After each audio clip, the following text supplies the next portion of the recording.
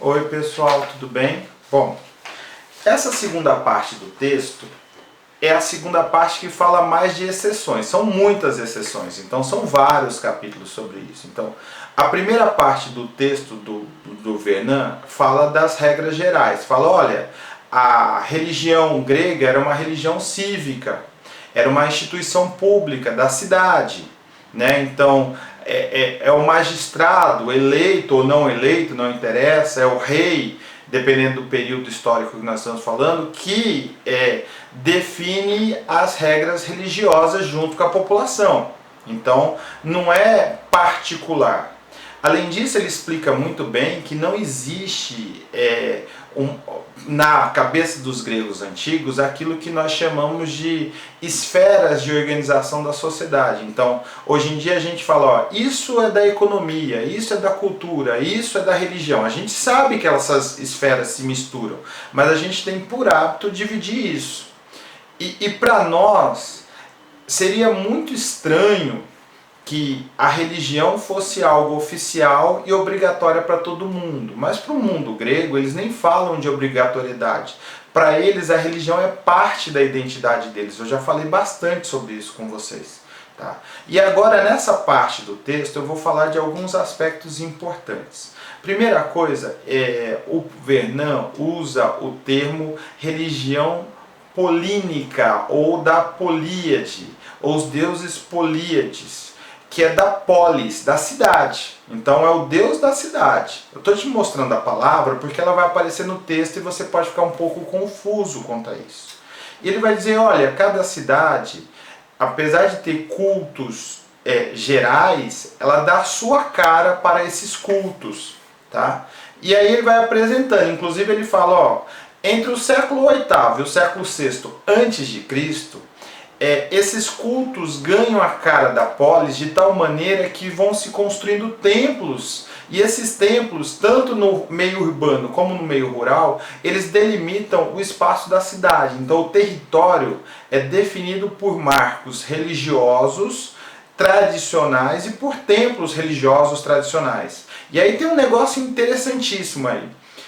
As cidades às vezes fazem guerras para definir de quem é aquele templo.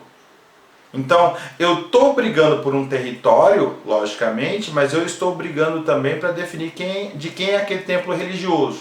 É o Deus de todo mundo. Então, vamos supor, é o Dioniso. O Dioniso é adorado por todos, mas de quem é esse templo? É da minha cidade ou é da sua cidade? A gente vai lutar para ver quem consegue ficar com esse templo de adoração.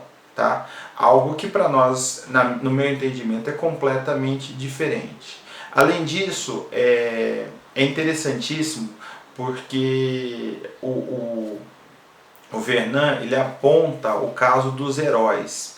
Os heróis eles são semideuses, os emeteoi, né? Semideuses, teoi deuses. E eles diferenciam-se dos nomes normais, que somos nós, e dos deuses. Tá? Então existe um culto dos heróis. Em alguns casos, como o Heracles, que é o Hércules, ele chegou a virar um deus, ser considerado um deus em algumas cidades. Mas a maioria fica nesse estatuto intermediário entre seres humanos, que somos nós, e os deuses todos-poderosos. Os deuses são os Athanatoi. Athanatos é a morte. Tá? Se você lembrou do personagem dos desenhos em quadrinhos, dos Vingadores, você tem toda a razão, porque foi dali que o Stan Lee tirou o nome. Tá? Os imortais, os Athanatoi, eles são os deuses e eles se diferenciam dos mortais por causa disso. E os heróis, onde que eles entram nisso? Primeiro, os heróis para os gregos antigos, eles são sempre de um período histórico que não existe mais. É o período antigo, é o tempo dos heróis, é aquele tempo imemoriável que todo mundo se lembra, mas a gente não tem datas, a gente não tem informação. Quando eu digo a gente, os próprios gregos não têm informação sobre isso. Então existe uma criação mítica em cima desse passado. Aliás, o mito, nesse caso, ele é o próprio passado. Tá? E esses heróis, eles são normalmente semideuses. Pode também, em alguns casos, não serem, mas a maioria das vezes são semideuses. E eles são de uma época em que os seres humanos eram muito melhores do que os seres humanos atuais. A mitologia grega, ela se organiza da seguinte forma. O mundo ele é criado a partir do caos, e aí ele é ordenado pelos deuses, organizado pelos deuses, e vem a primeira geração de seres humanos, a geração de ouro e tudo mais. Depois é de prata e nós estamos na de ferro. Ferro descendo, o negócio tá ruim, tá na ladeira, não. Então, a primeira informação que eu te dou aqui, que não está no texto, mas acho que é importante falar, essa visão é de que o mundo está decrescendo, está piorando com o tempo. A nossa raça de seres humanos está piorando.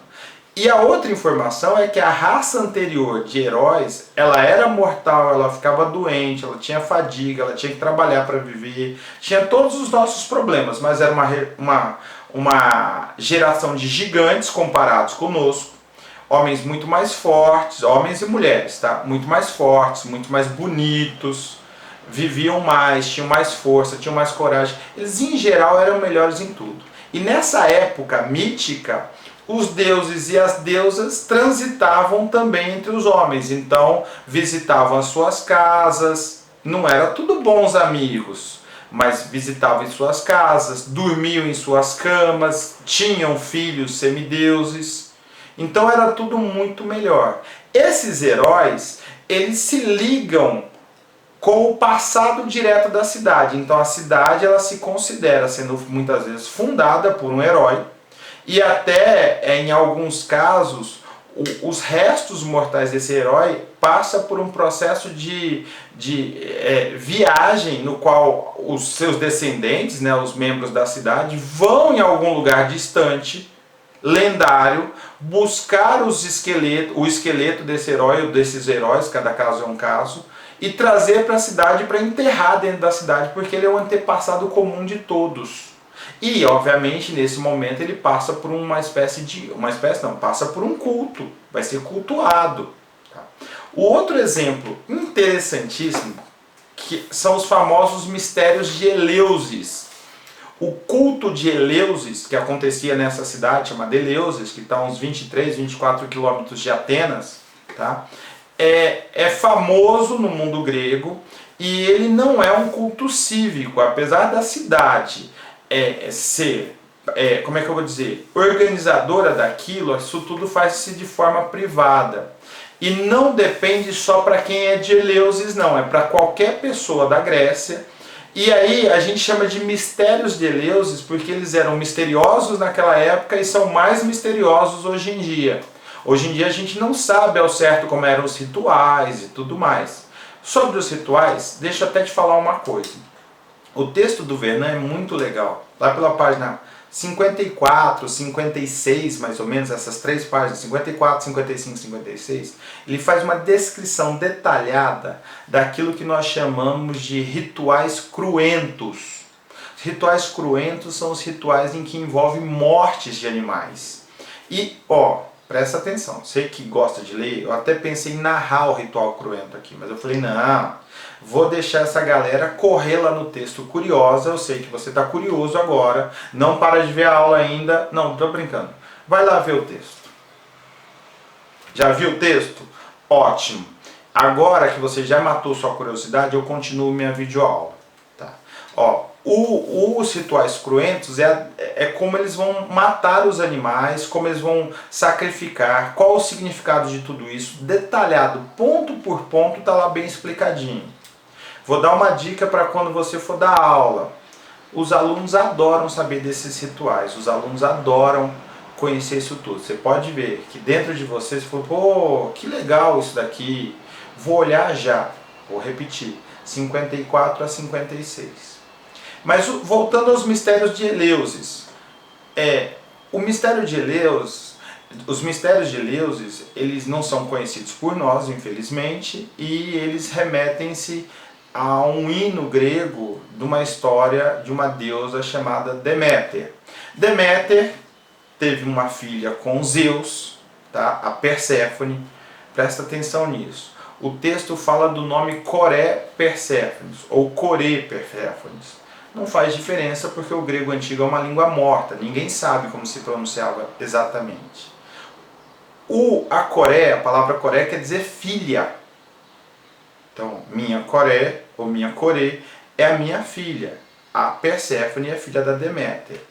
A Perséfone, ela é raptada pelo Hades, o deus do mundo inferior. E aí eu até conto um detalhe. É o único deus para o qual não existe nenhum templo na Grécia Antiga. Aí você vai perguntar, professor, por quê? E eu vou te falar, eu também não sei. Gostaria muito de saber. Vou pesquisar, mas eu acho difícil de encontrar essa informação. A Perséfone é raptada pelo Hades. E o texto não te fala, mas eu te conto.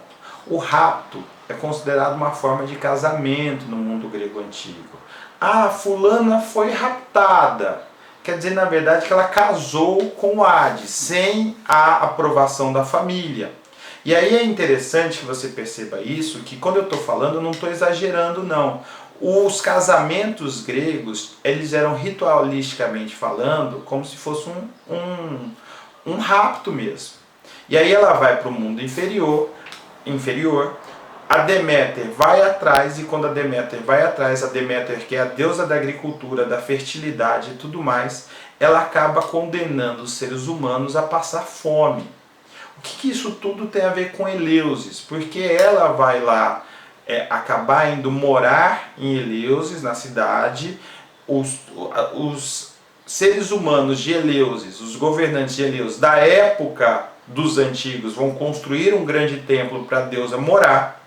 Presta atenção em mais uma informação importante.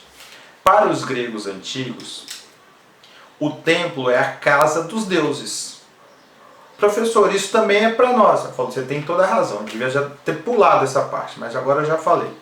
E aí, faz-se um acordo depois de que a deusa Perséfone voltaria para o mundo superior, para o mundo dos seres humanos, dos deuses, aqui o mundo terreno, 3, 4 meses por ano, e nesse momento nada mais é do que a primavera, porque é quando a deusa Deméter se alegra e aí ela volta a fertilizar os campos. Os mistérios de Eleusis tinham muito a ver com a fertilidade. E aí eu repito, a gente não tem informações sobre esses mistérios. Para acabar essa videoaula, que já está até muito longa, eu tenho muita coisa para falar, eu fico empolgado, fico aqui gesticulando e tudo mais, tem o culto ao deus Dionísio. O Dionísio, ele é um deus que na própria mitologia ele é um deus estrangeiro, ele veio de fora. Tá? Então é muito comum você ver imagens do deus Dionísio em cima de um burrinho, em cima de um cavalo, tá? Porque ele é um deus viajante, ele vem de fora. Tá? Além disso, ele é um deus que eu particularmente considero sensacional, porque ele é o deus do vinho e o deus da loucura e o deus do teatro, ele é um deus obscuro. Tá? Se você quiser saber mais sobre o Dionísio, tem um monte de textos para falar sobre ele, a lenda dele e tudo mais. O Dionísio, ele é o deus da mania, e essa é a palavra que eu não podia esquecer de jeito nenhum, porque aparece no texto do Vernan. A palavra mania, ela dá origem a um termo na nossa língua de maníaco. Tá? Nossa, o fulano é um maníaco. O que eu quero dizer originalmente com isso? Originalmente, maníaco quer dizer que é uma pessoa que está em extrema alteração de comportamento, extremamente agitado, feliz, contente, frenético. Essa palavra vai dar origem na psicologia, na psicanálise, do maníaco depressivo. O maníaco depressivo hoje em dia a gente chama de bipolar. É o cara que em um momento está muito alegre, agitado, no outro momento está triste e depressivo. Ele tem um comportamento que oscila entre a mania, agitação, e a depressão, é a falta de potência, de alegria de viver e tudo mais. Bom, eu acho que eu já até me alonguei demais. Vou repetir minhas palavras sagradas. Estou morrendo de saudades. Espero que vocês entendam todo o texto. Se não entenderem, vocês já sabem a quem procurar, que sou eu. Estou aqui aguardando as suas mensagens. Tenho procurado responder tudo no nas mensagens da faculdade. Se eu não respondi lá, por favor, me mandam no Facebook, no Instagram, qualquer lugar. Você não pode ficar com nenhuma dúvida, essa matéria é muito importante. Beijão, até a próxima.